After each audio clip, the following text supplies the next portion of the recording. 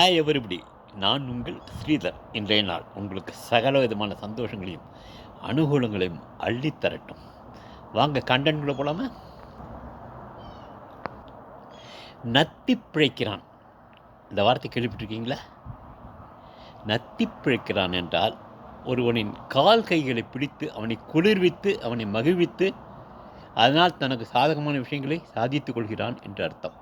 காக்கா பிடிக்கிறான்னு நம்ம சொல்கிறது தான் அந்த வார்த்தை. நத்தம், நத்தி. இந்த நத்தம்ங்கிறது குளிரூட்டப்பட்ட இடங்கள்.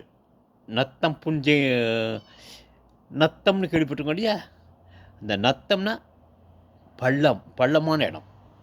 நத்தம் புறம்போக்கு அப்படின்னு பதிவேடுகளில் நம்ம காண்றோம். அதாவது பள்ளத்தாக்குள்ள இடம். பழங்கா நத்தம், மதுரையோட வெள்ளம் வந்தால் முதல்ல வர இடம் அந்த இடம்தான். அந்த நத்தம்ங்கிறது குளிர்ச்சியான இடம். அந்த நத்தத்திலேருந்து தான் நத்தை ஒரு உயிரினம் அது வந்திருக்கு. அந்த நத்தை இந்த உடல் பூரா அதுக்கு தண்ணி தான் இருக்குது.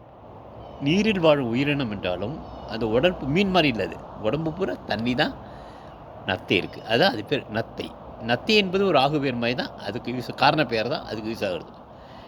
அதே மாதிரி தான் இந்த நத்தம்ங்கிறதுலேருந்து தான் நதி என்பது வந்திருக்க வேண்டும். Thank you guys. நத்தம்ங்கிற வார்த்தையை நம்ம பார்த்துட்டோம். இதை சொன்னது யார் தெரியுமா? கவிஞர் மகுடேஸ்வரன்.